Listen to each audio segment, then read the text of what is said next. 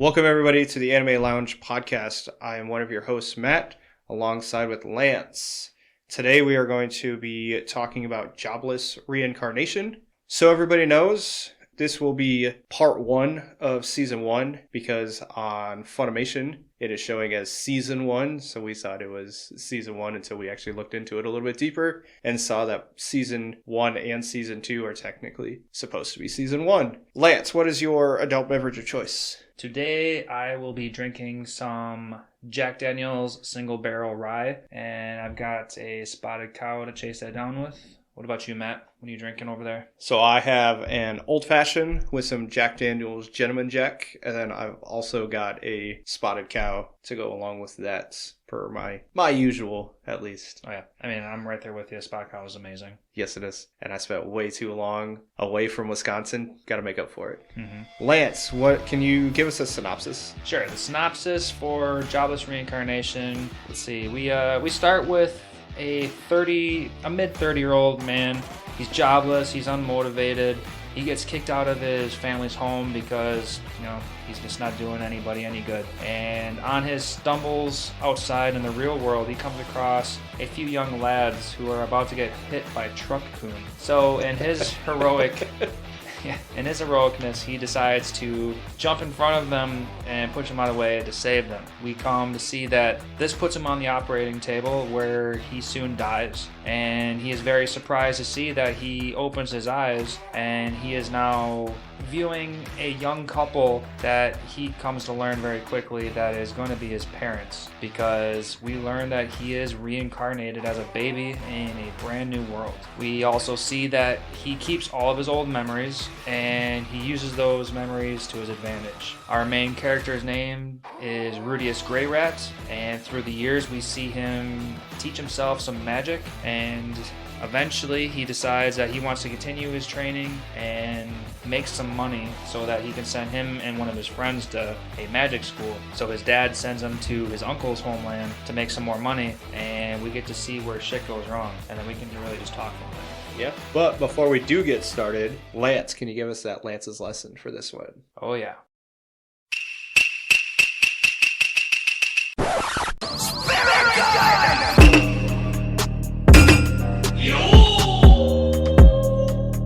Today's Lance's lesson is going to be the Japanese word for magic, and that is maho.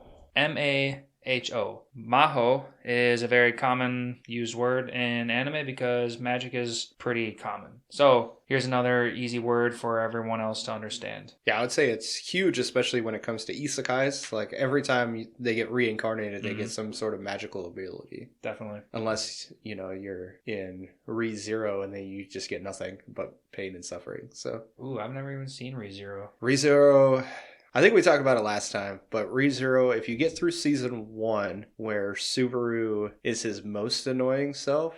Oh, okay, this is sounding familiar. Yeah, season 2 is definitely where the pacing definitely speeds up. So it's good. It's one of my recommendations for people as far as a long running anime is concerned. That's not your typical shonen. Right, but everybody knows the title ReZero. It's commonly said, so everybody should at least recognize that. Yeah, that's where you see Rem and Rom. So if you look at figures all the time, you see a short blue-haired girl with short blue hair and a girl with short pink hair, and that's where they're from. Maybe. I know they're all over the place, which it's from ReZero. They're from ReZero as well. It's on my to watch list. I'll get around to it. So before we get too much further, Matt, do you have who's your favorite character? Oh man. So my favorite character, I probably have to go with Rugerd. Okay. Our Superb. Yep, our Superb, because just his character, I liked his character development, and then just everything he did in life was all about his beliefs. So he would took care of kids and made sure, so he made his promise to Eris and Rudius about how he would help them get back to the mainland continent, no matter what happened. He would live out beyond the walls of any city. He would do whatever it took, kill people in order to get them back to the city. And I thought his moral compass, I liked his moral compass the most. Yeah, it was kind of like I just got done watching some, have you seen the newest Suicide Squad movie? I have not. Okay, so in the latest Suicide Squad movie, we have John Cena playing this character called the Peacemaker. Okay. And his whole shtick was he wants peace in the world no matter what it takes, even if it means killing anybody and everything in its path. So it's really kind of funny because Rougeard, not to say that he's, this killing machine, but if it meant, saving the weak, yeah. We saw him chop off that dude's head, just because, he kicked around a kid. Yep, exactly. He's the Peacemaker right there. Yeah, I can see that. I can definitely. It's kind of funny. So then you also liked his backstory a lot, and then the fact that his whole goal in life, beyond getting Rudy and Eris back to the mainland continent, was to get his racist title. Yeah. Get a better name. Yeah, and you can see how much that tormented him, and he was carrying around his son's spear, which in the manga they go more into it. So I know in the anime they talk about why it's a part of their soul, or that it is like a part of their soul, and in the manga they talk about why. So we can get into that later. Okay, interesting. So it's just I liked his philosophies and everything the most. Plus Rougeard is a badass. Yes, he is. I'm very excited to see what comes from him in the future. We're only 12 episodes in. I can only imagine things get even better from there. I can imagine that too, but I feel like he might take a backseat to Eris, just because in the last episode you see how Eris gets a hit on him, and so you can see her development as a fighter. True, but Rougeard was distracted because Roxy was running in the background, and he was wondering what the hell was going on. So he can take her or leave it.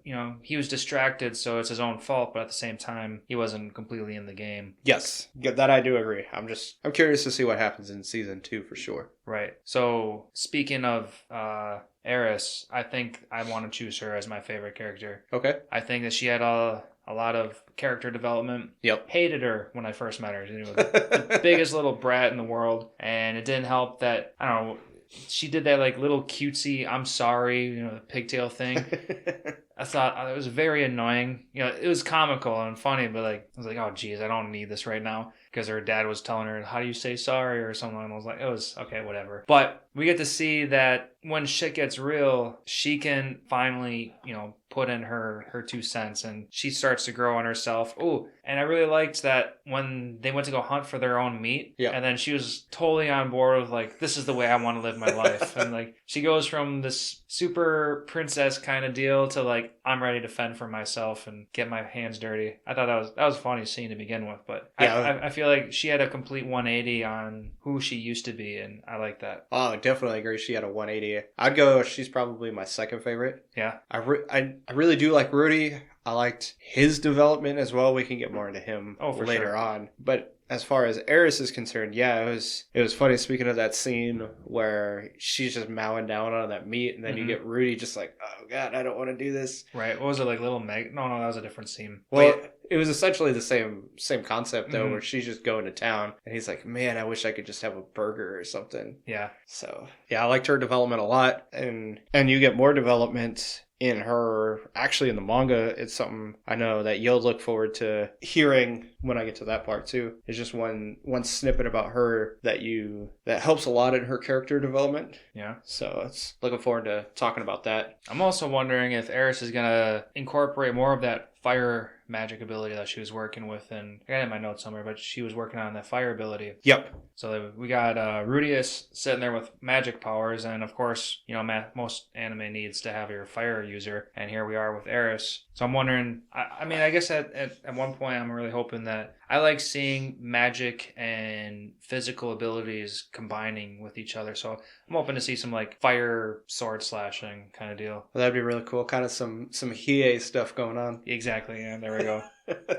Yeah, it's... I don't know if we see anything. It would be really cool to see some stuff, especially in season 2 or potentially in season 3, just because I know this is based on a light novel, and there's quite a few chapters in the light novel. Mm-hmm. So I wonder if that'll be something that they bring on later down the road, maybe season 3 or so. And that'd be really good. I know the end of the end of the first part of season 1, they're talking about getting smuggled out of the Demonland continent. So I'm curious to see what happens there. If there's going to be any sort of like physical or magical development in season 2, the second part of season 1 anyway, Right. or if it's all going to be like just the journey of them going back to the mainland continent. I'd imagine so, because at some point they have to get Eris back to her land. Yep. And then they still have to get back to Sylphie. Yep. Because I know that's one of my biggest questions right now is the whole reason Rudy is doing what he's doing now is so that he can earn enough money to put Sylphie through school. Yep. And right now, he's not earning any money. He's getting all this experience, which is awesome, but it's funny that we're kind of jumping away from the whole money aspect for his original goal. So I'm wondering how this is going to tie back in. I wonder if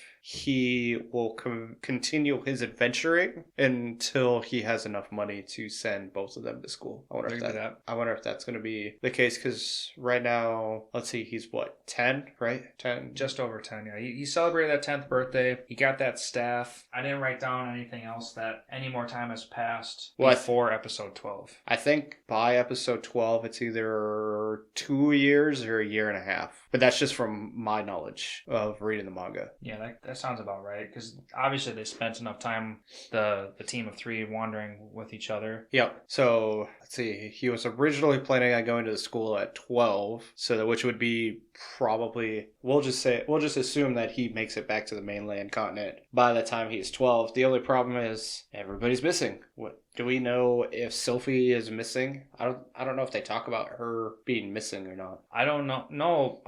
Okay, so we found out, like, what was it, episode 12, that Paul, his dad, and his mom got separated somehow, right? And is that because that red sphere thing in the sky? Yeah, separated? The Great Calamity, as they call it. And that put everything on shuffle in the entire world? At least, I wouldn't say in the world, but at least as far as the mainland continent. So when I talk about the mainland continent, I mean the human world? Yeah. Okay, because that was going to be my next question, was that's the way they made it seem, that things got shuffled around. Yep. And I guess that's what made Rudy land in, the beast territory or the demon world, whatever. I think it was the beast because he was speaking beast tongue. So they call it the demon continent. Yeah. And that's where all the beasts and all the like superbs and what's Roxy's? I wrote down that she was considered a demon. Yeah, so all of those races live on that continent while all the humans live on the other continent. Okay, so I was going to say, if everybody got shuffled around, we see that all these cities that Rudy and them are traveling to, nothing is like, nobody's scrambling around like, where's so-and-so or anything along those lines. Like, everything seems to be in perfect working order. So I guess it would make sense that the human aspect of the human world is the one that got messed with. And just to kind of give another little tease, there was a reason. I believe there is a reason for it, and I'll talk about that. Okay. Later on. Yeah, because at this moment, I have no idea what to really think. I mean, unless someone wanted to try to claim the Grey Rat Empire, whatever. Yeah, so or at least the human, or the human continent. Right. Or even to go as far as that, yeah. And yeah, because I don't think they talk about it. So they talk about Zenith, right? Yeah, Zenith mom. Is the mom. Mm-hmm. The sister Lillian, the maid. Well, it's not Zenith's sister. It's just a random maid who's been with the family for a long time. I'm drawing a blank on what the maid's name is. It's something like that. It was like Lilith or something. Yeah, I think it's Lilith. So it's her, Lilia, and then the two kids, or the one child. So it's Lilia's child, Lilia, and then Zenith are all missing. So that's what does Paul have? The other child? Paul, I think so. Yeah, because that's what they talk about in, like, at the very end of episode 12. Yeah, he talks about how he still has, so it's Asha, Aisha.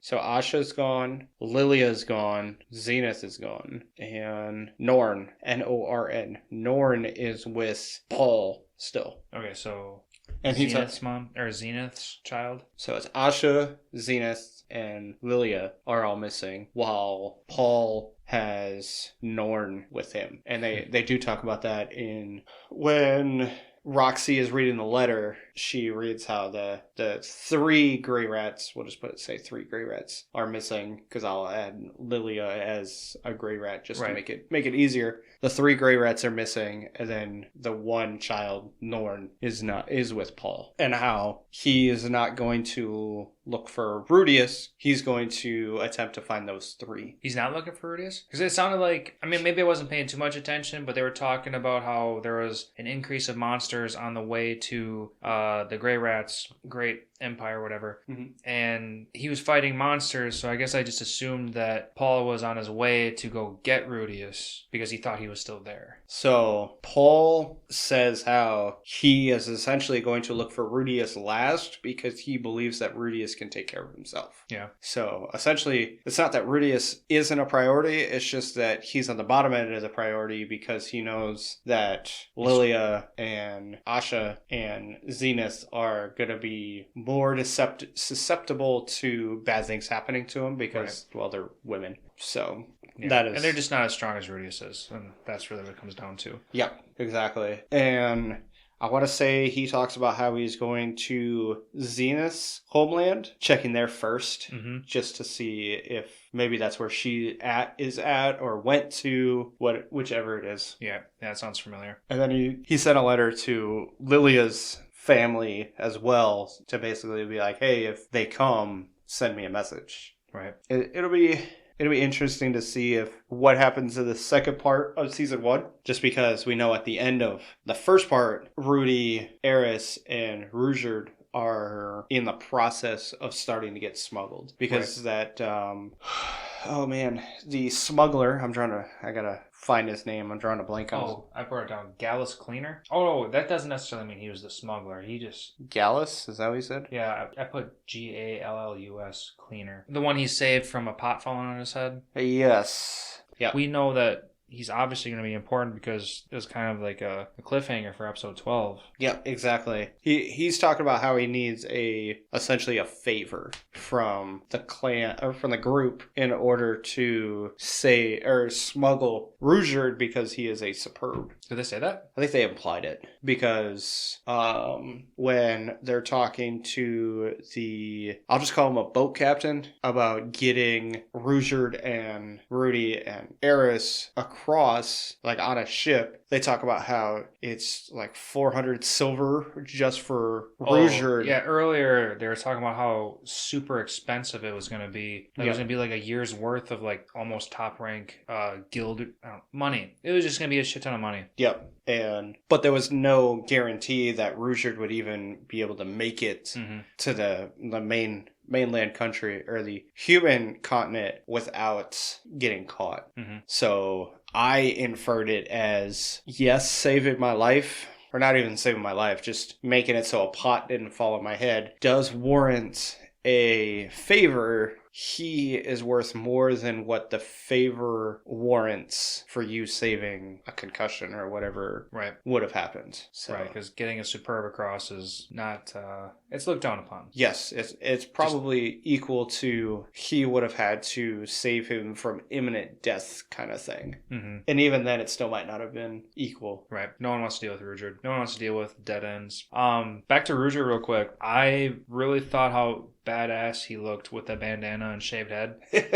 I don't know about you, but I thought of Aang from Avatar right away. Okay. Just when he went to the Fire Nation and put on the bandana. Not that he was bald in the Fire Nation, but he just reminded me like an adult Aang with bald head. Put on. He just looked pretty cool to me. Yeah, I didn't even really think of anybody that he looked like when I saw him after he shaved his head. But I thought that was very observant of him when he realized that, hey, just because my hair is green, everybody freaks out. But when it was blue, nobody cared. Right. Yeah, that's so crazy. It's like Superman put on his glasses. Like, as soon as that happens, nobody understands anything. He has 99% of everything that a superb has, but just because his hair is just a little off, then he's probably okay. Yeah, see, that's a huge difference.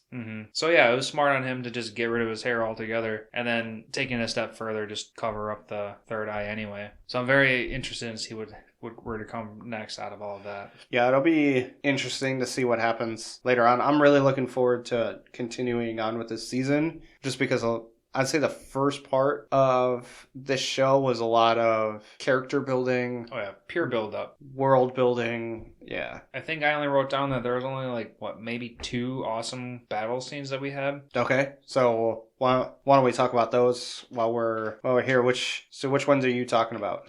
As far as battle scenes really go, episode 5 is the first one to come to mind. Okay. So yep. Which one? Why don't we give our listeners a reminder of what that is? Which one that is? In episode 5, this is when Rudy is sent to, his uncle's land for 5 years, and he'll be there until he's 12 so that he can train and make money. And then this is where he meets Eris, and Eris is a big ass bitch, so he comes with this plan to make them get fake kidnapped, but everything gets flipped and they actually get real kidnapped. And afterward he finds out that he's got to now save the day. This cool fight scene happens, and they're in this alley, and Rudius shoots off this awesome firework into the sky that alerts our other cool titty kitty. What's her name? Ghislaine. Ghislaine? Yes. It's only really hard to say Ghislaine because the spelling is so confusing to us Americans. So to put it in perspective, her spelling is Ghislaine. Yeah, so it looks like Ghislaine, but it's Ghislaine, at least as far when they were pronounced in the English dub. So back to the cool cutscene. This whole fight scene that happens in the alley, Rudius is trying to fight these essentially bandits at this point, and he's running down the alley, and he's doing some essentially cool earth bending, and he's taking some it looks like he's taking some rocks off of the sides of the building, and he's throwing them at them, and then from the ground he does a nut punch up and hits one of them. That was pretty funny, and the animation itself was pretty cool. Yep. And then that was pretty much my favorite fight scene. I know there's about at least another couple scenes, nothing insanely dramatic at this point in the series. But is there anything coming to your mind, Matt? Oh man, as far as fight scenes up until that point, no. The only other fight alone is when Rudy saves Sophie. Sophie, yeah, from the bullies. That's the only other action you see, minus obviously Rudy doing the magic spells. That's it. Oh, okay. I can throw in one more fight scene. There was one when they came across the red-hooded cobra. Well, no, I'm talking. Oh, up until my point. Up until episode 5.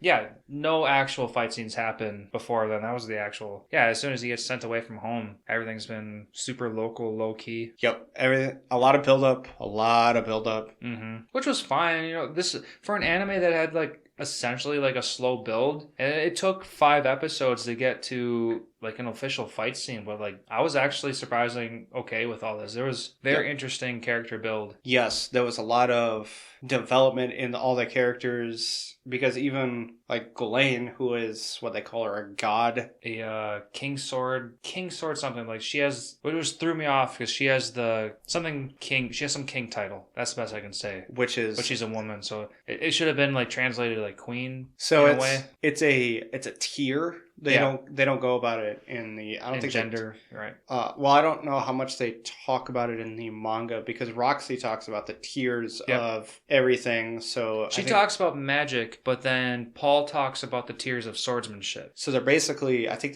they're the same. Yeah, they're essentially the same, I think. And so king, I believe, is one below god, which is the highest. Something like that. And so if she's a king swordsman or swords beast, then that I'm assuming is probably just when Roxy says that she is a god water user or king water user? Something like that. I wish I wrote that down. I know she was basically almost on par with Rudius when she was training him. And then maybe just because she was teaching him her ultimate ability, and then he just did it, and then... Yeah, and then because of Sylphie being the whole reason Rudy wasn't growing as a magic user or even a sword user or anything, that's the whole premise of why Paul sent him away. Beyond having money for Rudy and Sylphie to go to school, the whole premise behind Paul sending Rudy away was to get him away from her, so that he wasn't stagnant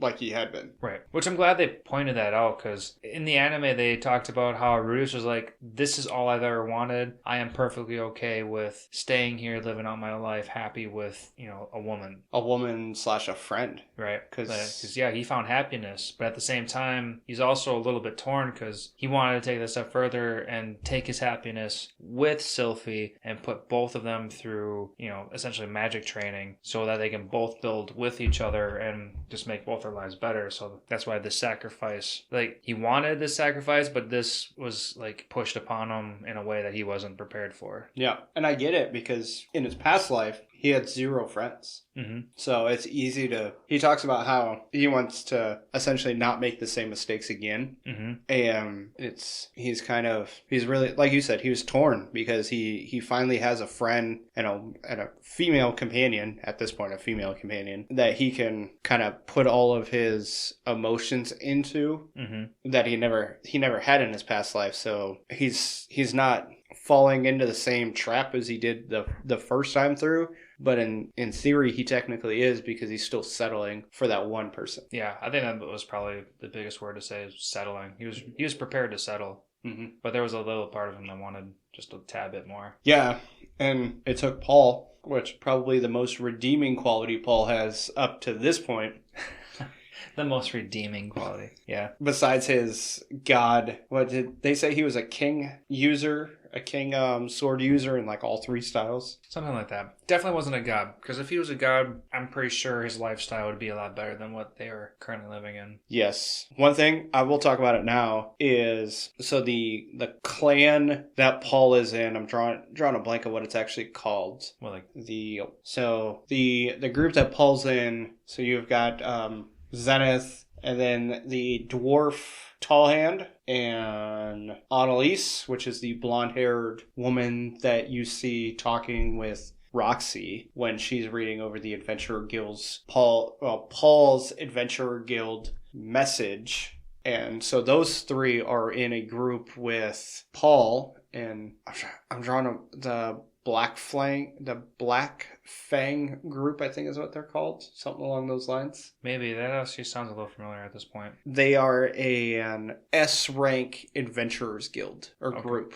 which is the highest rank group that they have. Which is part of the reason why when Paul is making this essentially request for everybody, it has more significant meaning, because there's not that...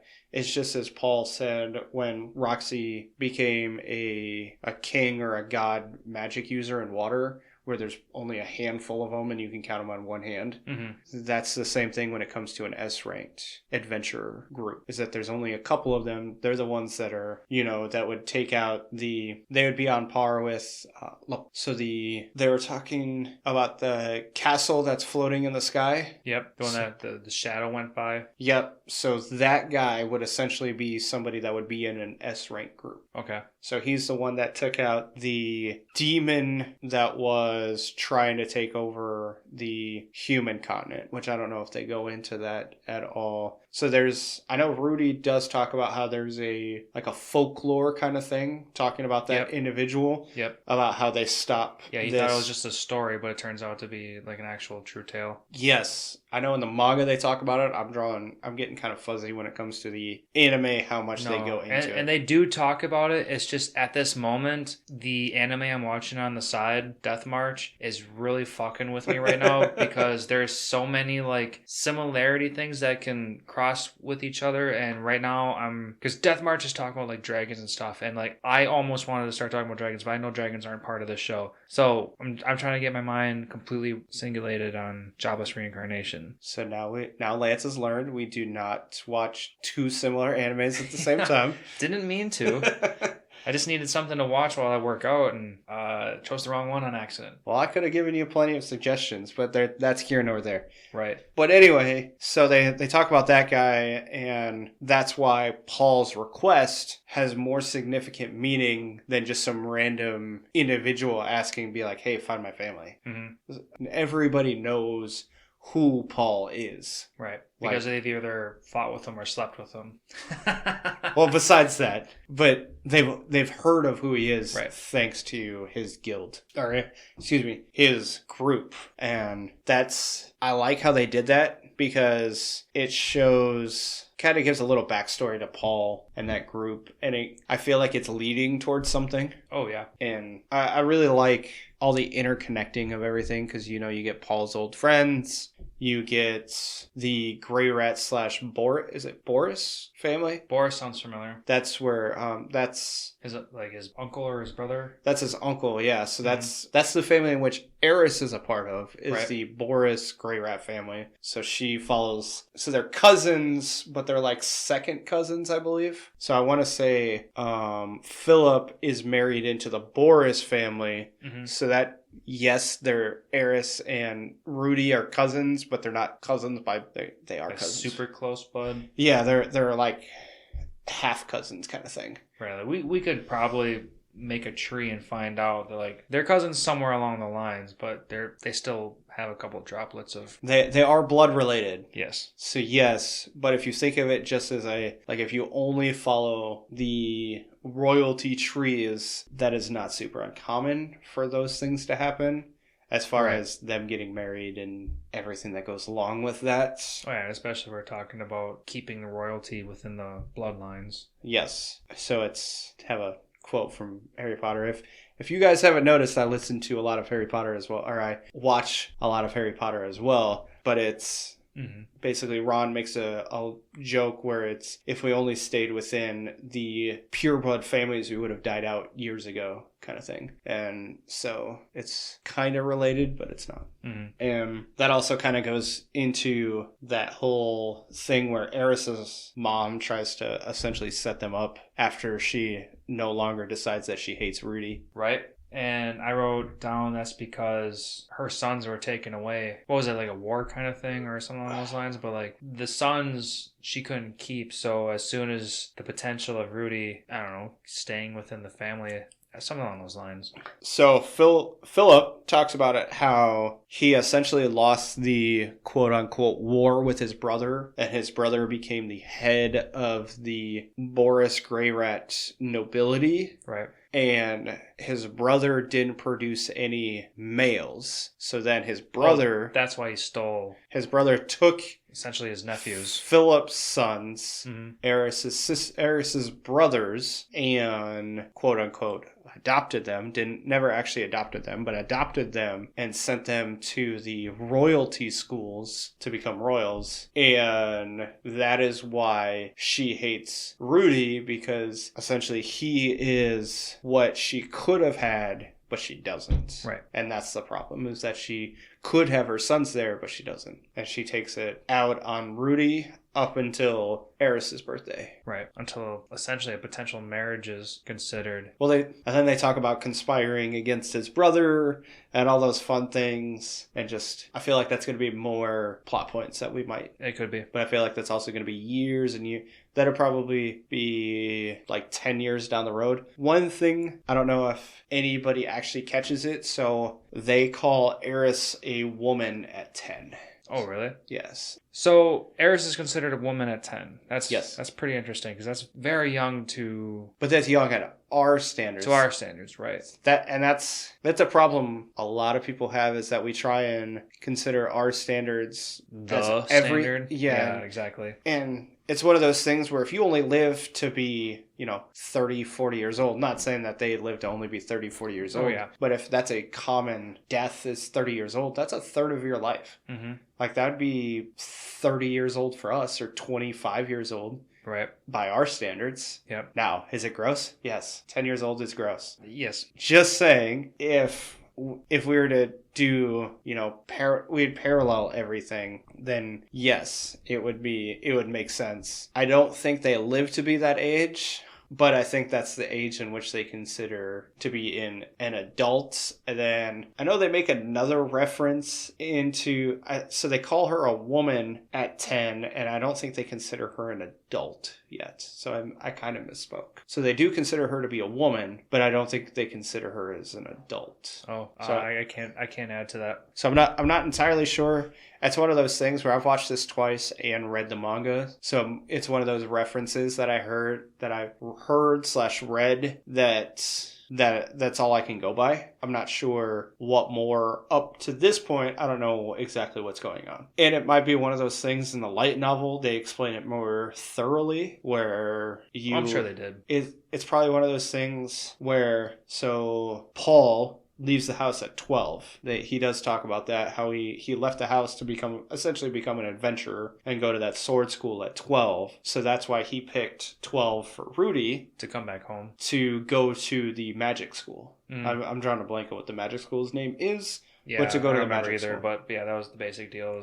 Yeah. And it's probably one of those things where you're now considered adult enough, in quotations, to leave and go be on your own and fend for yourself. Right. Because, I mean, the Adventurers Guild didn't think twice about Rudy being an adventurer. Yeah, and he's just a child. He's, I think, 11 or 12.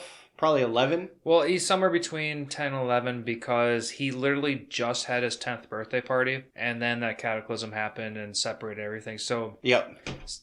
That was his 10th birthday party that happened at, where he got that magic staff. Next day. It was the following day. It probably could have been the following day, but like his 10th birthday literally it just happened. Mm-hmm. So of course there's going to be some time that goes by between him and Rugerd and them traveling together. Yep. Not that they've really gone into detail in the anime, but he's not 11. I can't say he's 11, and he's definitely not 12. Yeah, I actually, now that you say it, I don't think he's 11 when he signs up for the guild, so he's 10. Yeah. And they don't even question anything. Yeah, he's still just a 10-year-old. You got Ash Ketchum going on in the world right now. So, I mean, it's just one of those things where it kind of is what it is. Mm-hmm. So what was the one thing about this anime that stuck out the most to you? As far as like what drew you in? What was something that drew you into this anime? I really appreciated how they spent the first couple episodes really diving into the development of Rudius's character development. Okay. More especially how he was training himself to control his mana and teach himself magic. Yep. 100% love that. And I could see myself doing that the same exact way. Like, that's just awesome. I love that he had, his exhaustion and he would just pass out because he ran out of mana. That's just a funny, like, video game kind of aspect thing coming into play. Yep. So it was just cool. And he got better and better. And that's just, it's the mana. Growing your mana is like growing a muscle. That's how they always explain it. And I really like that one. And that's what got me hooked and kept me going. Yep. Anything for you? Well, just to kind of go back to what you were talking about, it's kind of crazy so if you remember, Rudy's reading the book and it basically states you have a mana limit and you can never, you'll never break through it. Like, whatever your mana limit is what your mana limit is. That sounds a little familiar, yeah. And but then he talks about how essentially that person didn't know what they were talking about. I can't think of a better way to phrase it. I mean, yeah, that's a good way of just putting it. Because Rudy knew what he could do to begin with, and then now he's very far surpassed the limit in which he was previously. Oh, yeah, not only that, but like he doesn't need the incantations. Yeah, that's a huge one. And sorry, real quick, we'll talk about incantations in just a minute. Can we take a beer break?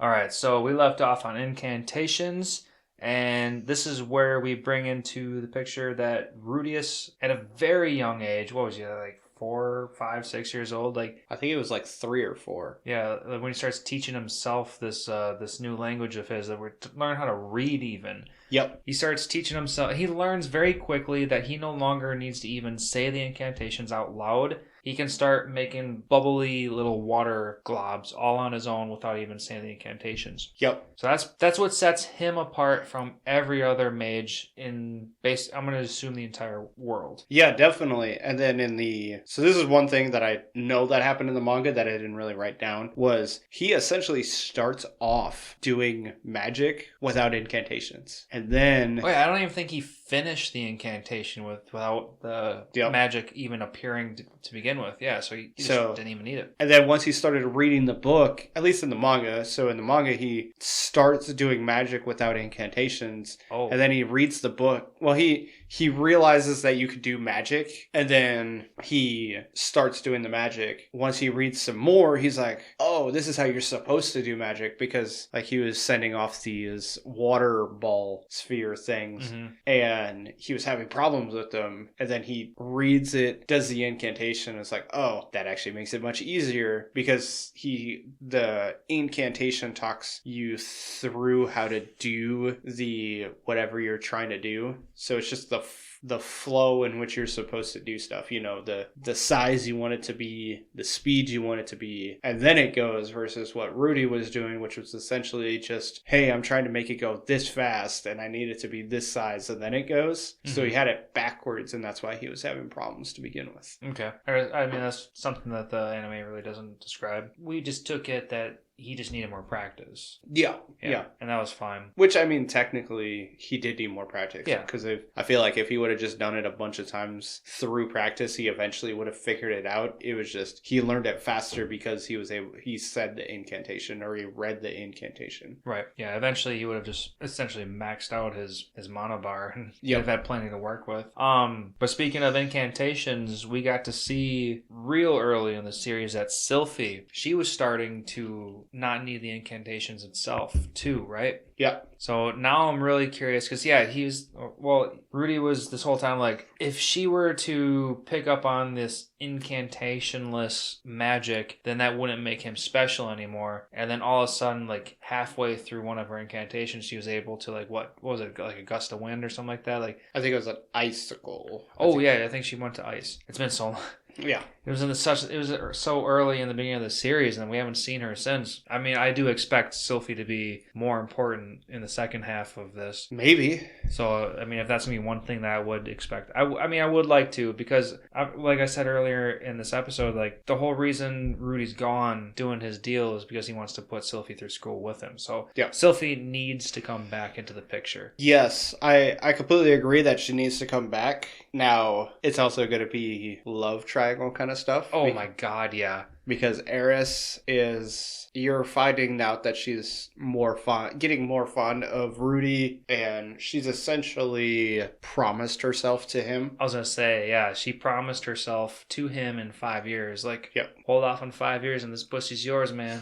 Yes. He She promised herself to him, and basically was like, nope, not doing it for your 10th birthday, but at your 15th birthday, your extra special prize will be me, if you could hold off. Yeah. So it'll be interesting, because you could tell the affection that Sylphie had for Rudy. I wonder if something's going to change, because there's other things in the manga that you see that you don't see in the anime when it comes to Sylphie. Oh, interesting. Okay. And that's more we can talk about in a little bit when we get to that point. So I'm curious to see if we'll see her, but like I had mentioned earlier, really we don't even know if she's missing. Like, we have no idea where she's at. Sylphie? Yeah, that's right. The whole human world deal got scattered. So we don't even know. Paul made no mention of Sylphie. No, but really, according to, at least in the anime, Sylphie is Rudy's friend, and that's as far as it goes. Yeah. And I don't even know she is his friend, but she's also his hindrance. So I feel like he's going to be like, yeah, we're going to take a step back from you because you essentially held Rudy back. Makes sense. And I don't even know if she'll be in the second half of season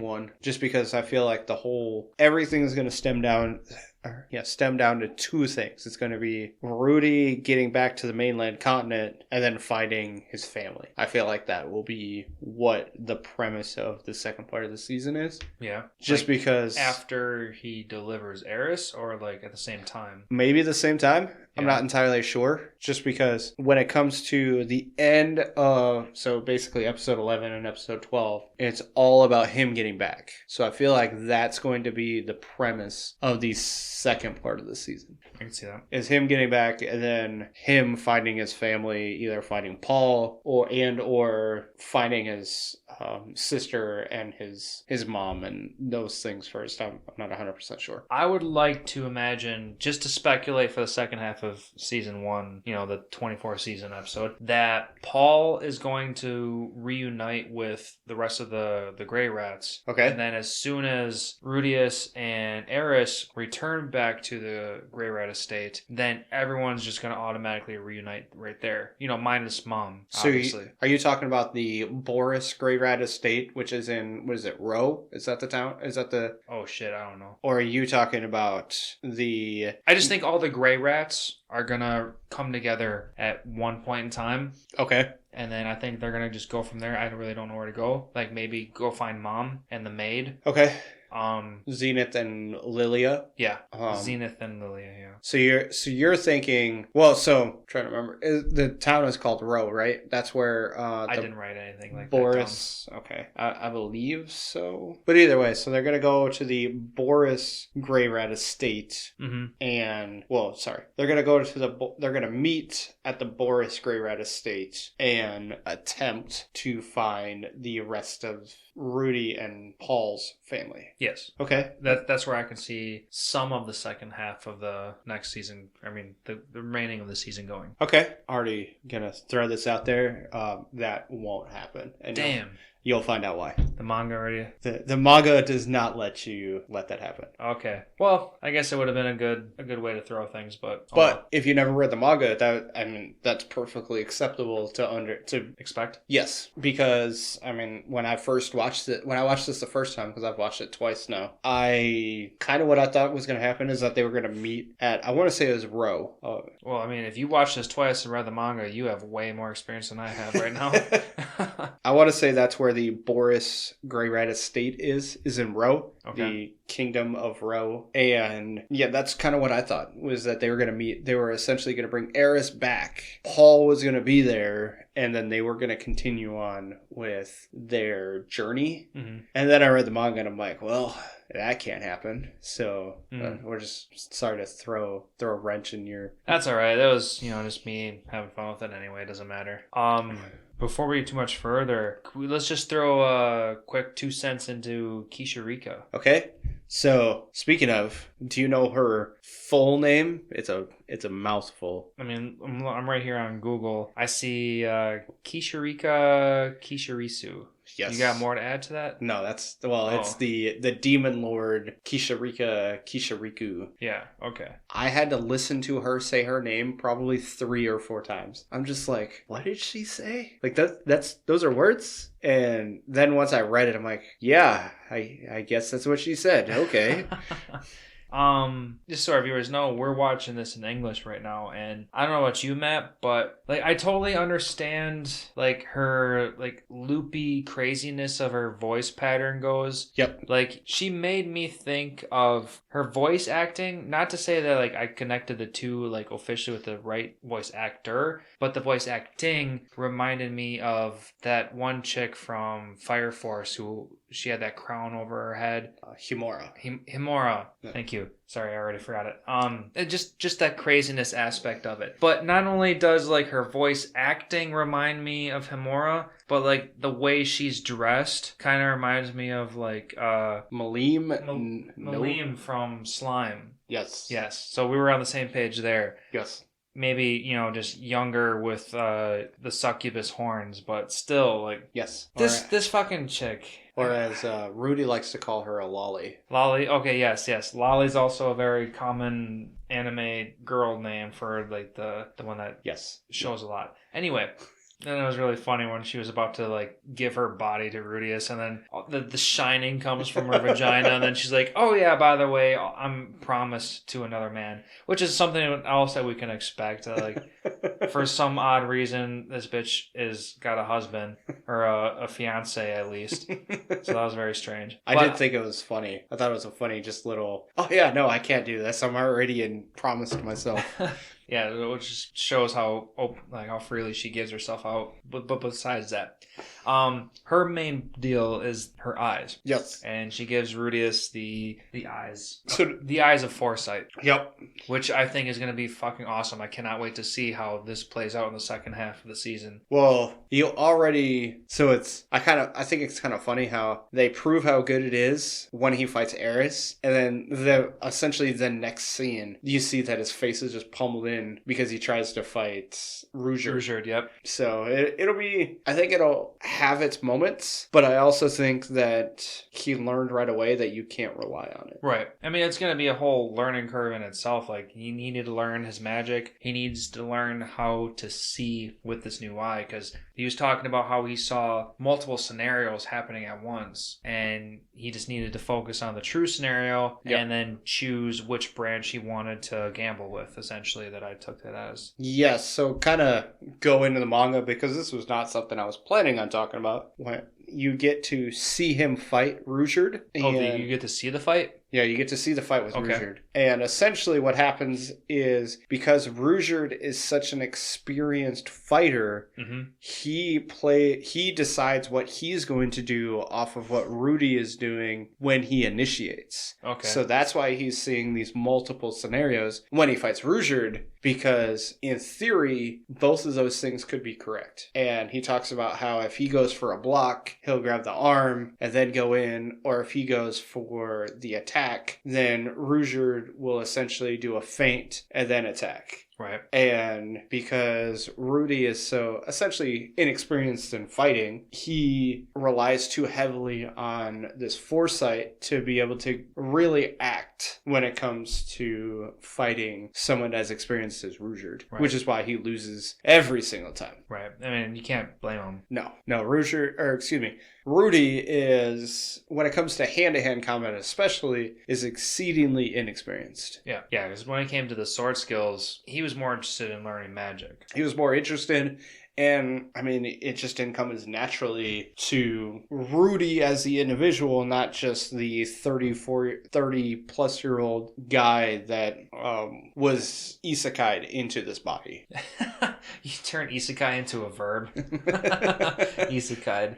But yeah, it makes sense. So it's one of those things, because I mean, if he would have been, a master jujutsu fighter and then got isekai'd into an infant, I could imagine he'd probably be able to beat up Paul at like 2. So right. Yeah, then this would totally turn into like an OP anime. Yes. And that's one thing I do like about this anime, is that Rudy is essentially a savant when it comes to magic, but he still has to work for it. You see all the struggles that he has. You see the flaws that he has. He still has his physical limits as a 10-year-old and stuff like that too. Yep. And I mean, as a strategist, where one individual that we didn't talk about was the Hitogami, the god individual person that he shows up in his dreams. He has a name? Yes. Oh, I never caught his name, but it's only in the manga. He doesn't introduce himself. He just essentially says he's a god. Yeah. In the anime, he says he's a god. And I want to say Hitogami is another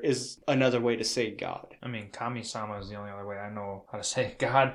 Not that I did too much diving into that, but that's just the basic way of saying it. But I can understand that. Episode 9 is where we see this faceless god come into our main character's dreams. It's the best way to say his dreams, because he's unconscious every time he sees them. Yeah, it brings him almost into like a spiritual realm. Mm-hmm. Yeah, because he's got his initial base form. Yep. When he says that. Real quick side note, in the English dub, did you pick up on who might sound like this god? I did not. Ooh, you didn't get that? I didn't. Even how flowy he is? Now that you bring it up, it's like ringing a bell, but I didn't put 2 and 2 together. Okay, I noticed it immediately. Okay. It was Gin from Dr. Stone. Oh, man. 100% Gin.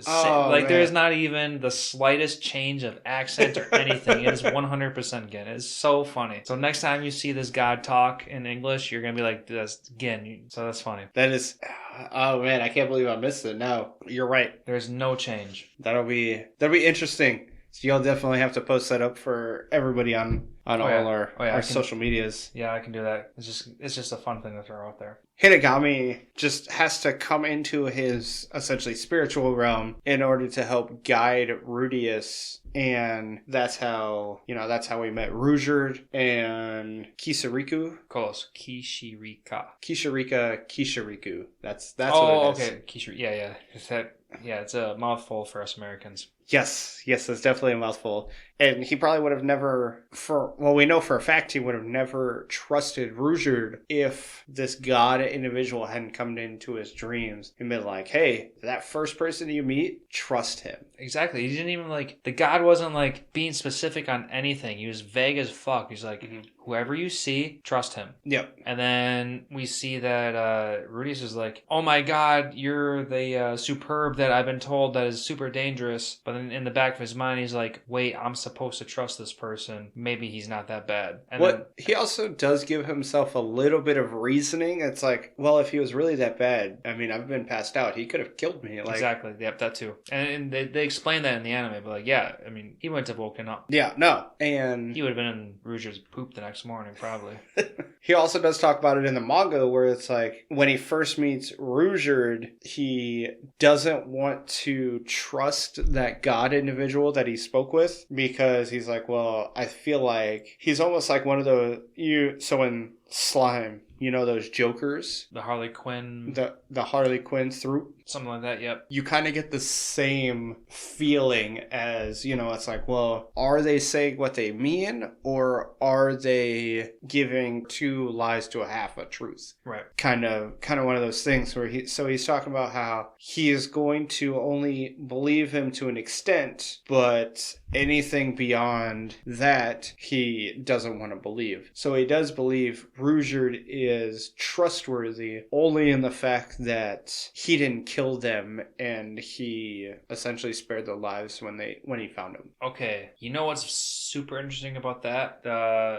Don't necessarily trust him because Roxy was the one that told Rudy never trust a superb. Yep. But here we are seeing Roxy's dad being best friends with a superb. Yep. And now we're seeing two extremes. Which one do we believe? Well, we do get some explanations in that because so you see Rujard help some of the meager tribe children and Rujard's all about helping taking children. care of children, essentially, just essentially the weak. Yeah. That's his thing, is the weak. And Roxy's father talks about how he saved those children, so that's why they trusted Rujard to begin with. Okay. And so it's going to be one of those things where that obviously didn't happen until after Roxy had left. Okay. I can see that then. That's going to be why she has a different viewpoint. Yeah, exactly. And it's interesting to see. I thought it was good to see Roxy's family. I enjoyed seeing that side of the family. Yeah. And I thought it was a good way to kind of help make Rujard's trustworthiness realistic. Mm-hmm. Cool, you can see a story or you can hear a story from an individual, but you're seeing a group of people that supposedly are supposed to fear you, respect you, and help you on top of getting the story, and it just makes it easier and more believable in the fact that exactly. Yep. So I enjoyed that. There's so many. I could 100% see why this was one of the anime, even if this was only nominated for Anime of the Year, I can see why this won Anime of the Year. Right. Just because you can feel for each individual character. Yes. In every aspect. It doesn't matter which character you talk about, Paul being a piece of crap womanizer, or Sylphie being a bullied half-elf, or Rudius being a pervy guy who's trying to make himself better. Just everybody has their own path, and you want to know more about them, and you feel for all of them. Even Colleen, where it's the first thing you see about her is Madame Titty Kitty. Yep. All you see is tits and abs. And you're just like, all right, so what's up with this person?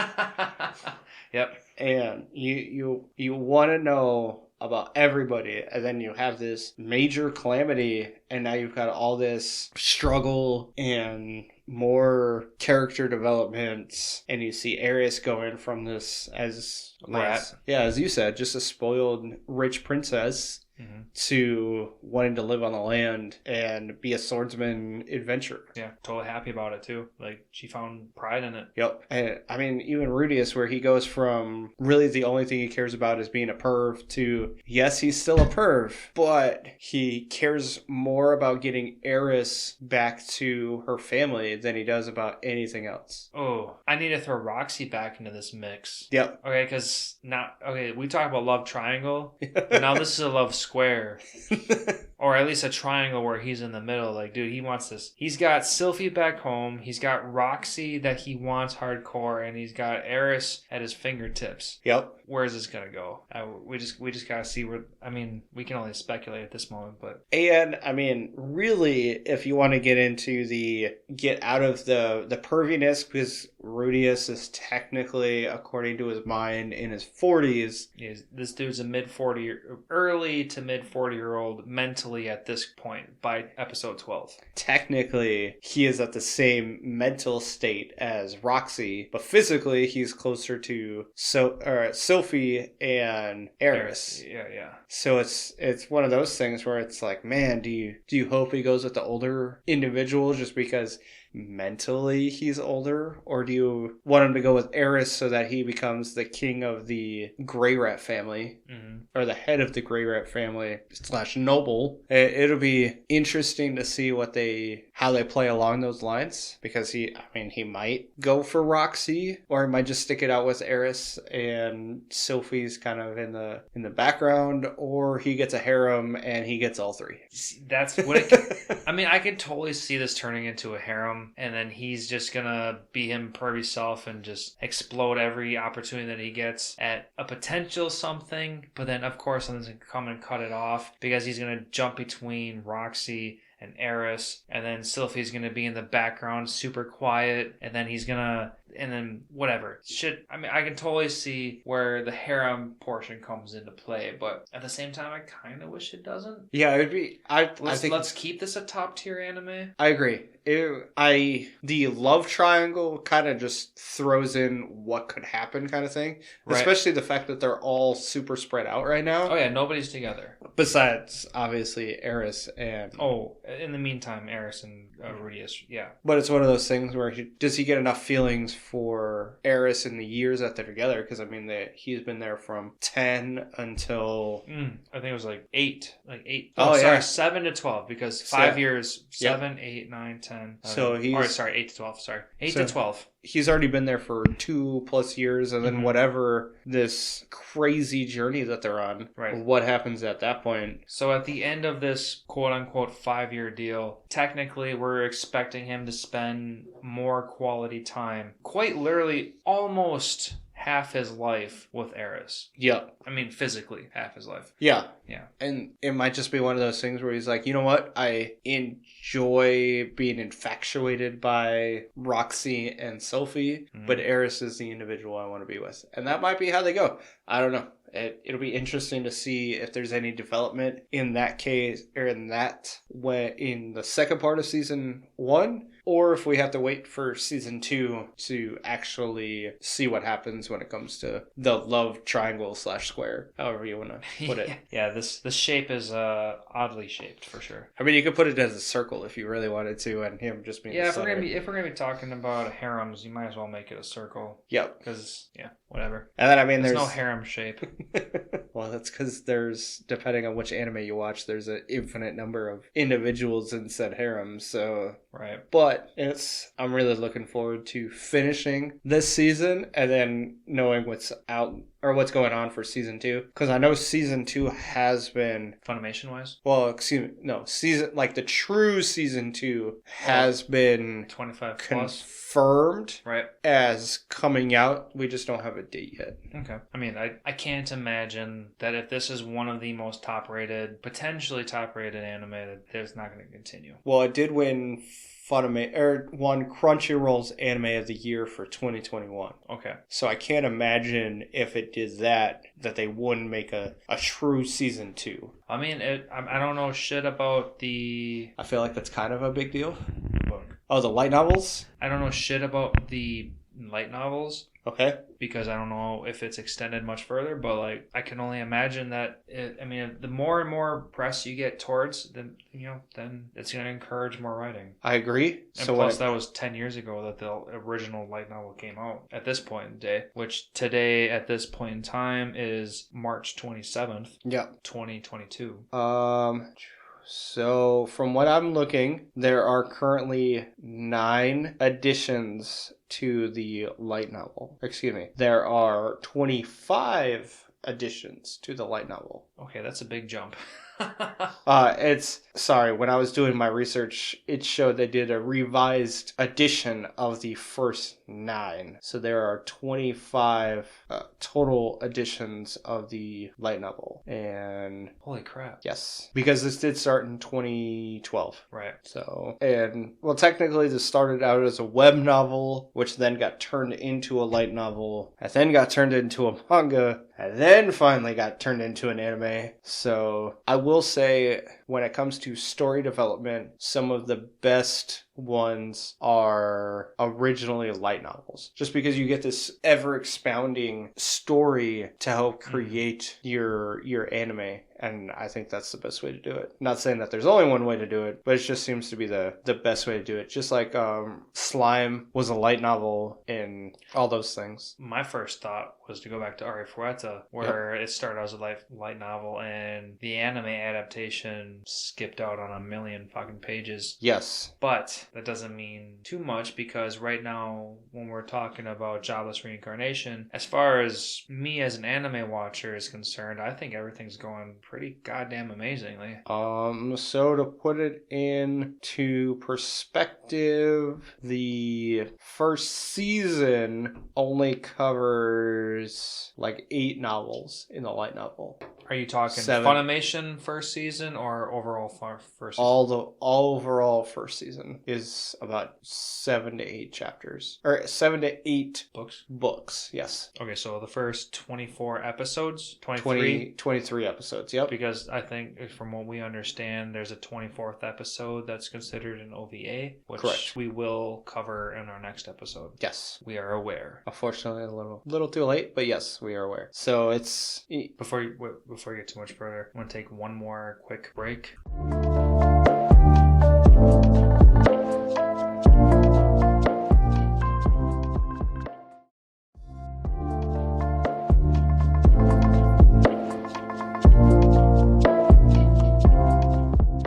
And now that we're back from our beer run, Lance, give me your favorite one-liner, because I know this anime itself has a lot of one-liners that I found hilarious. And that it does, because this is a pretty funny anime. But if it was one thing that I went out of my way to write down as a quote, and I put, my little smiley cry face next to, so my favorite one-liner came from episode 8. Okay. And I don't necessarily remember exactly what was going on, but Rudy and Ghislaine were talking to each other. Mm-hmm. And I wrote, quote unquote, "Can I see the base of your tail?" Oh, okay, yep. And that was basically Rudy asking to see her ass. Yep. And the anime made it look like a glob of like putty. Like that ass was not worth looking at. Like I was very confused at looking at that, but like Rudy got to touch a firm ass. So that was before his birthday party, and he had made a figure of Ghislaine. Yep. And she mentions that it doesn't have a tail. He's like, well, I don't know the structure of your tail. Yes. So I can't. Because Rudy knows about his 10th birthday party, and he knows that Ghislaine is trying to buy time, so that he knows that he can say whatever he wants to say, and she will just give it to him. So he's like, he just said it in a fancy way. Let me see that ass. badass, babe. Exactly. And yes, that was hilarious. And he's like, man, that's firm. And then got walked in on. as he's touching her butt, gets so we have a thing going on for you. Oh yeah, about that. Okay, let's go. I'm surprised it didn't turn into like, yeah, the last person to see my tail was your dad. I mean, she does bring up the fact that they've had relations. Yeah, and that was very funny. That was very like the last person to tame me or something along those lines. Yeah, I don't remember what that. That was funny. Paul being his bad self. Yeah. Yes. Oh man, Paul. So you got a one-liner for yourself, Matt? I do. I would have found it hilarious if we had the same one, but it was when Rudy is first introduced to Eris, and he mentions how she is the protagonist of a delinquent manga. Yep. I remember that one very specifically. Because she's that fiery little devil girl, and it was very funny. Yes. Besides the Madam Titty Kitty. Yeah. That's just a good quote in general. Madam Titty Kitty. I'm sure everybody laughed at that as soon as I saw it. That or turn them off of anime, but we don't need those losers. Yep. And I feel like it was just one of those things where it was so far out in right fields that I laugh every time, because at least up until that point, when it came to the manga, they were, somewhat serious. Like there was no, like all the one-liners kind of started happening after that moment. Yeah. So the seriousness of the manga kind of took a turn and became a little less serious once it got to that point, up until the calamity happened, as far as seriousness is concerned. Oh yeah. I'm sure the spike of this series happens as soon as that calamity happens. Yeah. So do you have any more questions? That's pretty much all I have. No, at this moment I'm tapped out. Okay. So let's just jump into some mass manga mentions at this point. Okay. NANI?!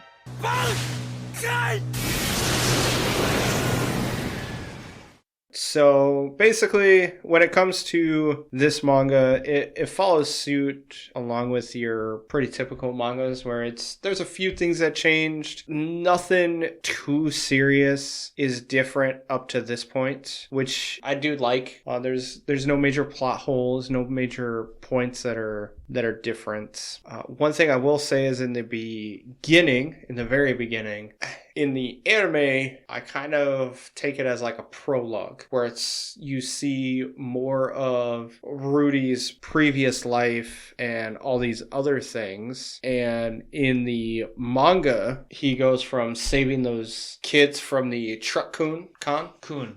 Sorry. He's saving the kids from the truck coon, and it goes from being dark to him being awake and being a child. So that's one thing where there's him like holding on for life. No, it's just he died. Oh, so there's no surgical moment? No, he did. Okay. And maybe I can totally appreciate where the anime added that one for themselves. Yeah. So it gives disappointed with that one. Gives it a little bit more of a what's the right term? Theatrical. Yeah, very theatrical. Pulls on your heartstrings just a little bit. Make you feel for him. Yeah, exactly. Another thing, Rudy is not nearly as pervy in the beginning as they portray him to be in the anime. He is still pervy, but not nearly as bad. So that whole, like, you see him with making those comments about Zenith's chest. Like wanting to suck on him. Yeah, like those pervy comments that he makes, and then those facial features that you see, it's just not there. Those things aren't there in the manga.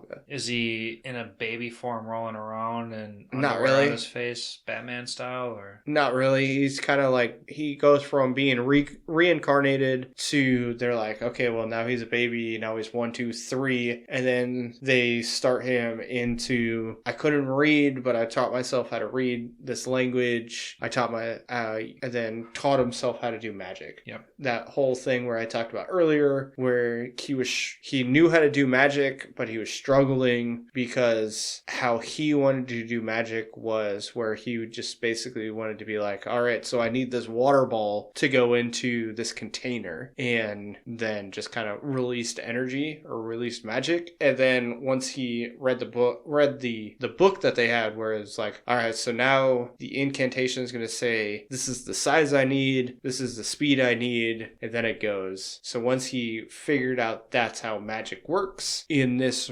realm, he was able to do voiceless incantations well by himself. Not just so that struggle that he was having for a great period of time didn't really happen. It was basically like, all right, I'm struggling, let me read a little bit, and now he has it down. It's just more accelerated in the manga form. Kind of, yeah. It's probably the best way to put it. And then one thing that I don't know if it's really a big deal that they left out was anytime Rudy was struggling with something, he would remind himself that he got reincarnated to not live the same life that he had as his previous life. So he can't just let struggles and let hardships bring him down, and he needs to push himself through anything that happens to him, which they do in the manga throughout, and they kind of do it in the anime later on. They touch upon it. They don't make it feel like a Rocky Balboa moment where like you need to hype yourself up and like you want to like truly feel for it. Like they let you know that he's done wrong in the past and now is his second chance. Yep. But like just like I said, like they don't hype you up for it. Like it'd be cool if it was, you know, like a make you feel good in the moment and make you want to do better for yourself. And yep. So it could have been just that slightest bit more of enthusiasm that they potentially missed out on, but they still did a great job. They're talking. It's really apparent when Roxy first gets there and he kind of struggles with some of the things that she's trying to teach him, and he reminds himself that, hey, it's your previous life. If this would have happened, you would have just given up and called it a day. Right. You can't do that this time. Like this time around, you have to keep trying. You can't just stop and call it a day. Like you need to go, or you're just going to hate what you become and what you live your life as. And you see a lot of those regrets that he had in his previous life, and it's kind of nice to see him reaffirm himself from his former life. It's like, hey, I don't want to be this person anymore. Right. Now is my chance to not be that person again. Exactly. Something else you learn is all of the magic that the humans use is derived from the elven teachings. All magic? All magic comes from from what the elves did in the Great War. So elves were essentially the first group of individuals to use magic, and what Rudy and all the humans are doing is essentially a bad copy of what the elves do. Okay, so we can expect that this can go hand in hand with every fantasy anime, that elves are always top of the line magic users. Yes, basically the same concept, where elves were the originators and were essentially a knockoff brand of the original. Right. So it'll be interesting to see if that we meet any elves in the future. That'd be kind of cool. I mean, at this rate, I would expect it now that you say this. But at the same time, now it makes sense that Sylphie was able to partially, not make a full incantation to do her magic. So yep, makes sense. So of course now, plus she's a half elf, so one of her parents is full elf. No, she's a quarter elf. Her father is half elf. Oh shit! I thought she was a half. No, so her father was half elf, and her mother was like half beast or beast of something. Interesting. They don't talk about it. She's just like, I don't know what my mother was. They just say that she was a half beast demon person / human. Okay. So he's half human. The father's half human. The mother's half human. The mother is half beast, and the father is also half elf. Okay, so she's quite the mutt. Yes, and then that's why her ears are that way, but her hair, she's like, I don't know why my hair is this way, because dad's hair is, we'll say, brown, and mom's hair is blonde, but my hair is green. Oh, maybe mom has some talking to do. So one thing that will kind of go into that perviness of Rudy is that when it comes to Roxy, he's pseudo planning these quote unquote flags to help soften Roxy into wanting to be at this point we know as a part of his harem. Yeah. In the beginning of the manga, Roxy was the only one so to be fallen for Rudy. Saying things like my master and just kind of buttering up to her. Right. He does all these things to help, in his words, plant flags for the future when he is an adult, and she will see him as an adult and want to be with him. Right.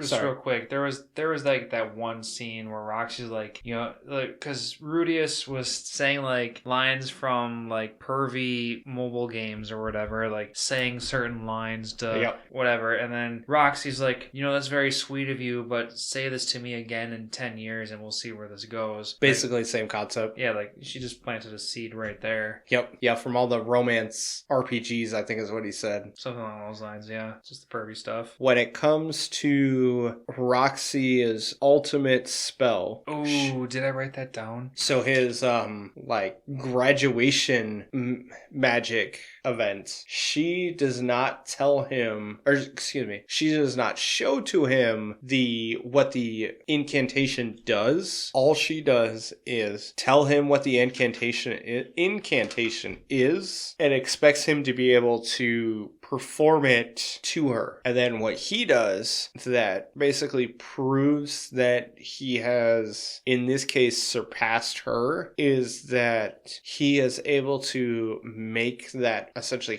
hurricane sit in one location. So the reason why they go out so far is because he essentially, the incantation is a hurricane that moves. And what Rudy does is he makes the incantation, but also makes a second incantation where it just funnels in one spot, like a hurricane that doesn't move, and like a targeted attack. Yeah, exactly. And that is what proves to Roxy that he has surpassed her. Yeah, at least at that point. Yeah, because at that point she was considered a Saint class water user, which we found out in like episode 2. And that's a big one. Is that he essentially was able to make the spell, make it better without ever seeing it, and without a staff. Oh yeah, he didn't have a staff at that moment either. No, I think he did have the wand, but he didn't have the staff. One thing that's crazy is when Rudy gets his staff, he talks about it taking 2 to 5 times less mana to create that spell than it would if he didn't have the staff. So that means it's 2 to 5 times more with that staff than it was with the wand. I don't remember exactly how they explained it in the anime, but the way I took it was that whatever spell he casted was multiplied. Yeah, so, and it's 2 to 5 times. Right. So, yeah, so it could be taken either way. Like, he could save mana, or he can use the same mana and get multiplied power. So it could be taken either way. Yeah. Also, he needs to make that spell last for an hour. So so basically she had 2 criteria when it came to Roxy's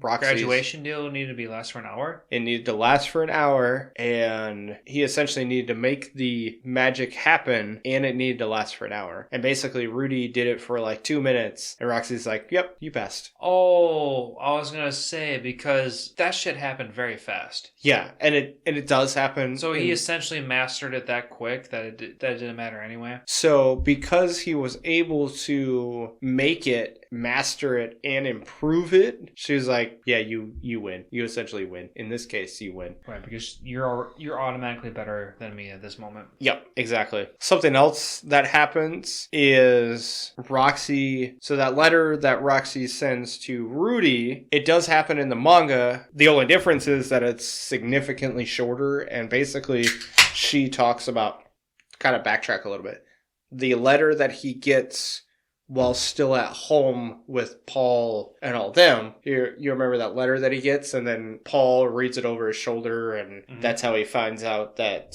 Rudy stole her underwear. The Holy Relic. The Holy Relic, as he calls it. Yeah, I put a star next to that one, Holy Relic. So Paul doesn't actually know that happened. Right, but he's proud of his blood son, because he's just as as perverted as he is, yes. Insidious is also a good way to put it. Yeah, all those words. And all she really says is that she's reached a god rank water mage. So she is a god rank water mage. So she's essentially the highest rank water mage that there is. I don't think the anime said she was a god rank. I don't think they talk about it at all.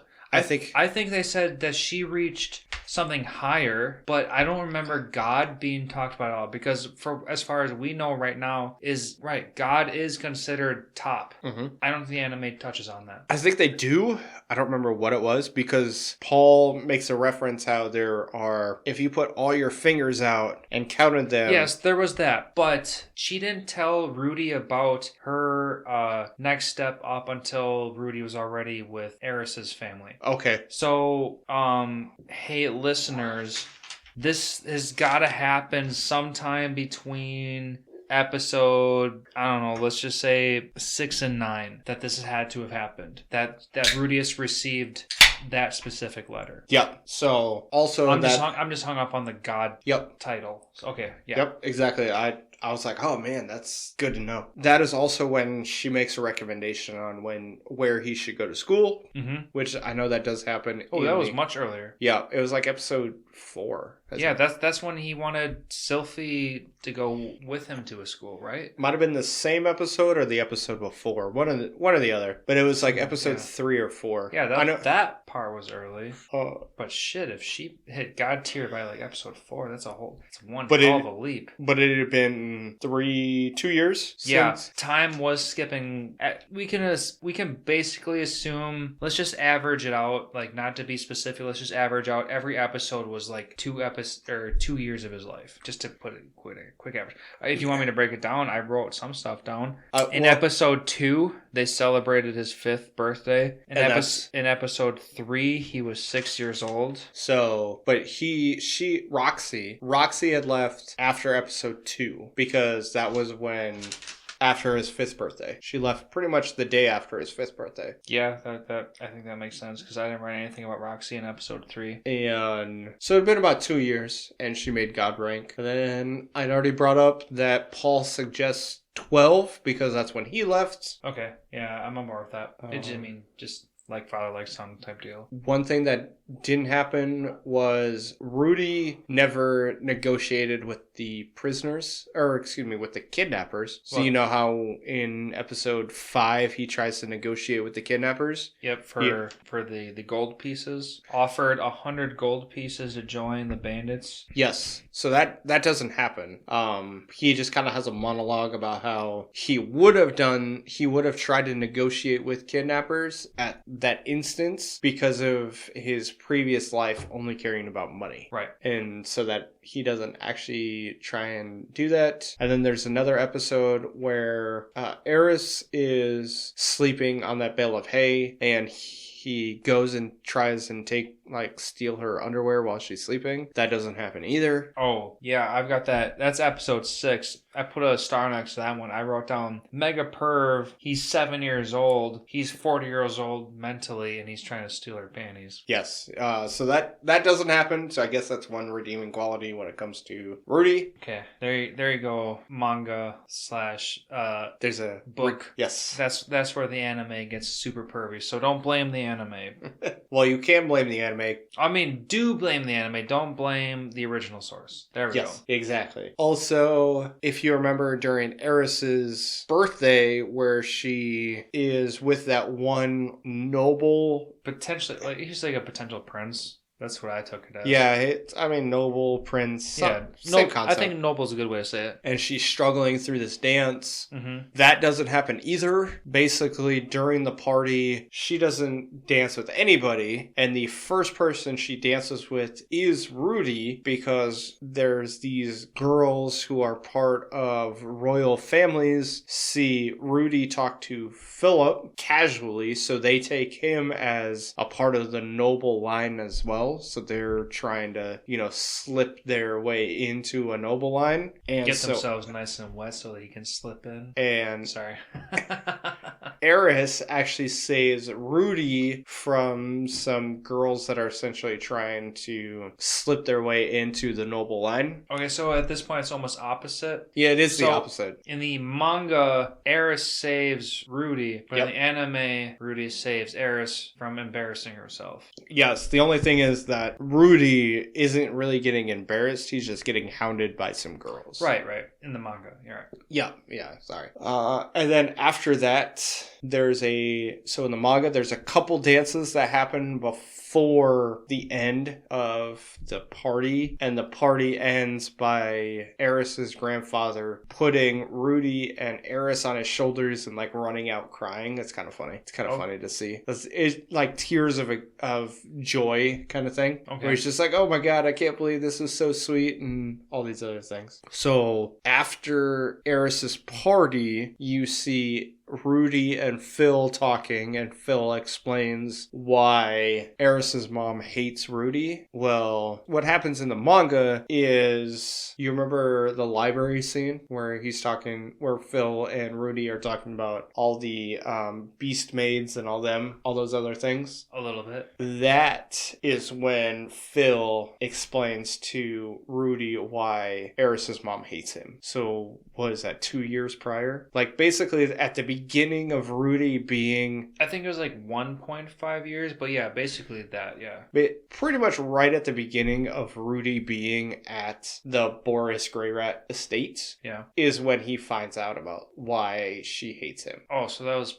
pretty quick versus finding out later. And okay. Yes. Her name is Hilda, by the way. The mother's name is Hilda. Okay. Also, to get rid of one other creepy thing, is Philip never says that he will tie up Eris and throw her on his bed for his birthday, for Rudy's birthday. You know what, now that you say that, I kind of have a faint memory of that. That was very fucking weird. Yeah, it was kind of gross. Yeah, no, that doesn't happen either. Yeah. Thanks, Uncle, for tying on my cousin so I can fuck her. Yeah. Yes. Let's get rid of all of that and go back to what normal should be. Yes. Then, I wouldn't say ruin your favorite line, but it gets rid of it. That line never happens in the manga. Oh, let me see the base of your tail. Yes. That was never said in the manga? That was never said in the manga. Okay, how'd that go?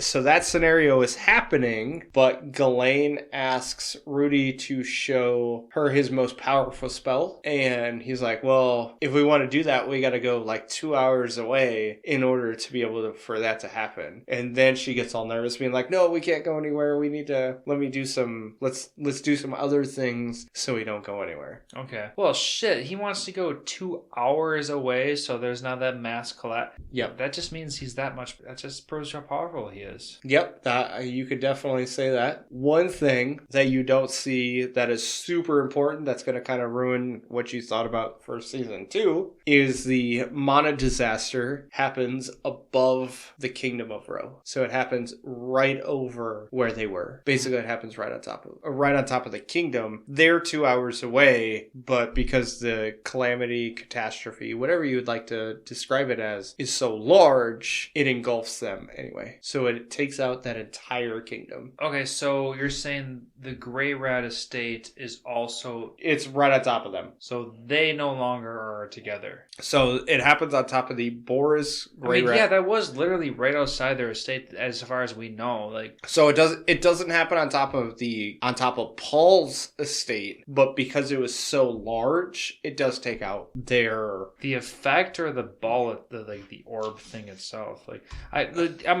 Let's just say the effect. Yeah, the effect. So essentially, the eye of the storm, yep, if you want to put it in layman's terms, yeah, happened over the Kingdom of Ro, which is where the Boris Grey Rat estate was. Yeah, because as far as us as watchers, it literally happened right before their eyes. So yes, and it's slightly different, but it's essentially the same. It doesn't happen right on top of them. It happens on top of the kingdom. They go that 2 hours away because Rudy talks about how he will show him his most powerful spells, so they go the 2 hours away the following day after his birthday, okay, to show Eris and Ghislaine the spell. While Rudy is getting ready to do the spell, the calamity happens. Yeah, that happens, by the way, that happens in episode 8, and as far as the anime goes, episode 8 is so chock full of goddamn information. Yep. So much happens. Yeah, that's the very end. The calamity happens, and that's where this happens. Yeah. One thing that's super important that they don't talk about is at the center of the Mana disaster. You remember how there's that sphere that's just kind of floating, and Rudy's like, "Hey, what's that?" Oh, I thought this was the Mana disaster. So at the center of the Mana disaster is the sphere, but what it is that there is a individual that breaks free from that sphere, and that's what causes the Mana disaster. Whoa. Okay, so we see as anime watchers that there's a random crimson red orb in the sky. Yep, which is hovering over the town. Which is hovering over. And then in episode 8, it just fucking explodes. Big ass beam comes down to their planet, expands, everybody gets transported. Yep. Now what you're telling us is that when that happens, an individual appears. An individual breaks out of that sphere and essentially causes the Mana catastrophe. Interesting. And that individual's name is Laplace. Okay. Well, there's not necessarily Laplace, but I think the anime was Laplace. I think that's the way they were pronounced. I like Laplace, but I know where you're going. Wasn't he dead long ago? So he was never dead. He was sealed by those 3 heroes. Okay, because I know, like, I didn't pay too close of attention, but I know they talked about, because I like the word Laplace. Yep. I think it's just a cool title. Yep. But that's why it stuck out to me. But that made it sound like, I don't know if he was defeated or like he is non-existent or something in the past. Yep. And he was essentially the head of the fight between the humans and the demons. His goal was to make it so humans and demons were on the same tier, same structure as each other, so they were equals to each other. Okay. Right now, humans view demons as essentially servants or lower class beings. And Laplace was trying to make it so that either A, humans were lower beings to demons, or B, at least equal to. So Laplace was the one that gave the Superds the spears to fight the humans. To fight the humans? Yes. So to give the demons the upper edge? Kind of, yes. Oh, that's the opposite of what I thought. I thought you wanted equality, not... So he did, but essentially what he was trying to do was he was trying to take over the human realm to either A, become equals, or B, take over the demon. Like, if he couldn't defeat them completely, at least be equal to the demon realm. Okay. Or, excuse me, be equal to the humans, because at that point, humans and demons were not in the same class. Right. So that was who gave the Superds the spears, which were cursed to essentially only want to kill things. Right, which is why Rugerd's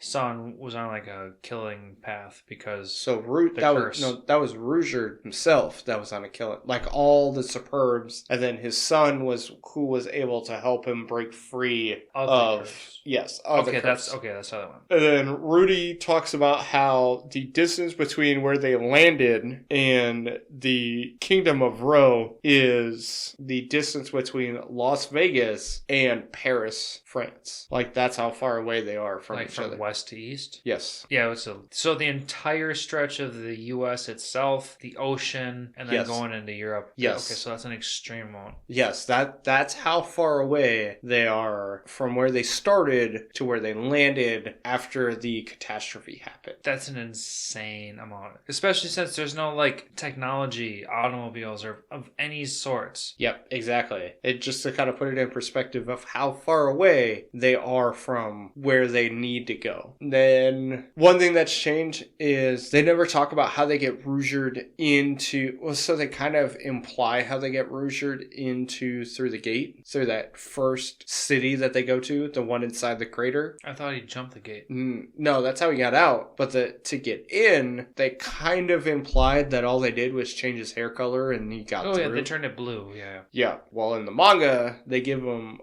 Rudy makes him a helmet, and then they tell the guards that he put on a cursed helmet and he can't take it off. And that's how he can't take it off.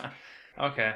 We're going to talk fantasy. Might as well. I'll buy it. Yep. On top of changing his hair color to blue instead of green. Yeah. So they do both, but then they say that he can't take his helmet off. Okay. Another thing that I had mentioned that was super important is the spears that the Supers carry with them. The spears that they carry are actually their tails that they're born with that grow into a spear and fall off their bodies when they become an adult. So that is why they're essentially a part of their soul, because it was at one point a part of their body. Okay. That's why it's so important to them, is because it was at one point a part of their bodies. Okay, I can buy the concept of that. Yep. But it's still a strange, but okay. It is. It's strange, but that's what Rouger tells Rudy on why their spears are so important to them. Sure. Also, another character development point is Eris. So you remember when you see them taking that lizard across the country after they flee, I wouldn't really say flee, but after they leave that first city to go to the next one, to the seaport. They take a lizard? Yeah, you see him on a lizard.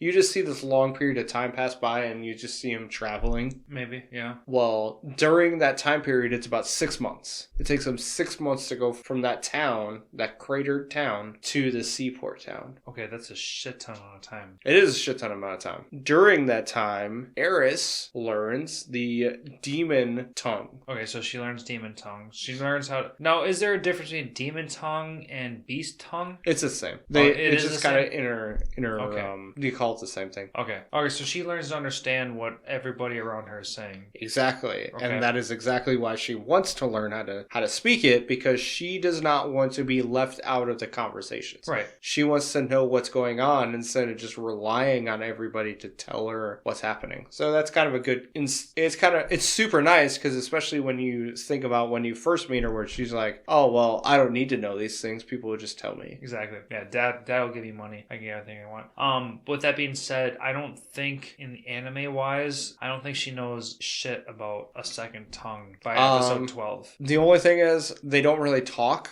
in that language another time. Like, they don't need to. Yeah. Like, everybody speaks whatever. They could be that too. So it's just one of those things where... I just don't remember having emphasis on Aries. No, they don't talk about it. Okay. Or even time going by that much. Let's see. One thing that's important, but they don't talk about, is Dead End is now an A-ranked guild. Okay. So basically, the next level they can get to is S ranked. So and this was after they swapped. So like, did they get away with that, or was? So that was by the time they made it to the sea town off the ocean where they're going to travel. Yeah. They are an A-ranked guild at that point. Okay. So it's just kind of important to see the progress that they've made from essentially a year ago when they were making Dead End to becoming when they got to that sea town, which is also why everybody knows who they are, because they are essentially kind of a big deal at this point, because there's not a whole lot of A-ranked adventurer guilds. Right. And that's where they all got their nicknames. Yep. Minus Rudy. You got like a fake ass nickname. So you remember that second time that the god appeared in his dream pseudo-space? The second time? Yep. Was when he wanted to tell Rudy to give food to like the next commoner, which was going to be that Kishirika girl, right? Kishiriku. Yes, correct. Yeah. It had been a year. Yeah, it had been a year.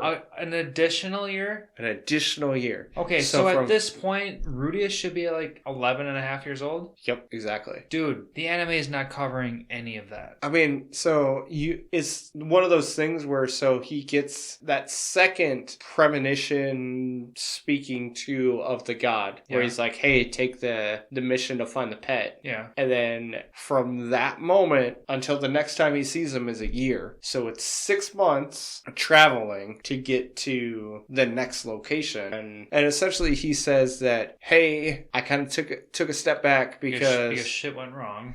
My bad. I mean, it's not what I intended. Yep. I wanted you to just be like, you can't do this anymore. Go fuck off, to what actually happened. Mm-hmm. So he's like, I just took a step back. My bad. Do this. And that's when Rudy's like, I guess I'll listen to exactly what he says and hopefully it'll be okay. Right. And that's when the whole puppet deal, and he had an inner battle about being a puppet. Yeah. Yep. And then he just runs into her. Yeah. So a year had passed. So Rudy is probably close to 12 years old at this point. And one thing that isn't super important, but it might be super important later, is Kisharishu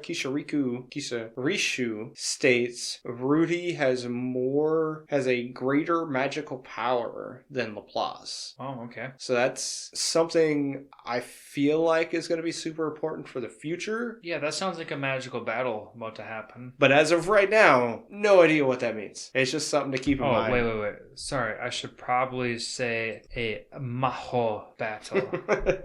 Magical. And the only thing there's two things that the manga does that is different than the anime as far as individuals. One, they make Ruijerd a lot more menacing. Like they do a lot more of dark shading whenever he's frustrated. These things are happening wherever he's pissed off. They just make him a lot more menacing to kind of play on that effect of be scared.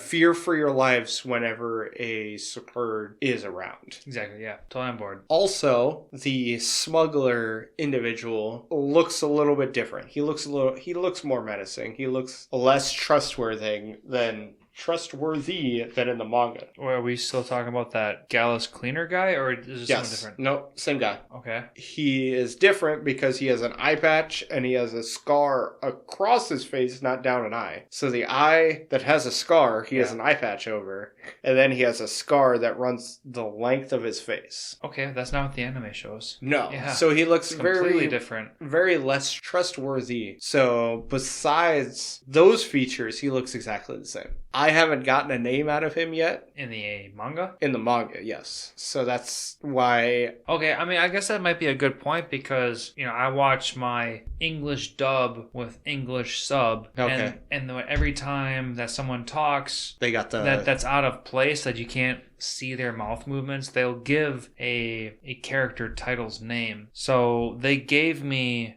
Gallus Cleaner. Okay. So he's very suspicious at this moment at, episode 12. So, and that's where we feel that we are both left off at this point. Yeah. Yeah, we haven't gotten a name, but that makes complete sense on why you have a name. So I'm assuming it's the same person. Does the manga art work out the same, or? He looks very similar as far as facial features, dress, but it's just the eye patch and the scar is different. Okay, I'm pretty sure Gallus didn't have an eye patch. No, he didn't have an eye patch. He just had a scar across his yes. right eye or something along those lines. Yeah, there was a scar. And that's really all I have as far as the changes between the anime and the manga. The only thing is, when it comes to the manga, it stops at chapter 29, just in case you want to follow along. Episode 12 ends at chapter 29? Correct. Okay. So that's all I got. Lance, do you have anything else? No, I'm tapped out at this point. All right. Well, I want to say thank you, everybody, for listening to another episode of the Anime Lounge podcast. Don't forget to follow us on all of our social media pages and on our Spotify and Apple podcasts. Don't forget to like and share all of our content to help grow our community.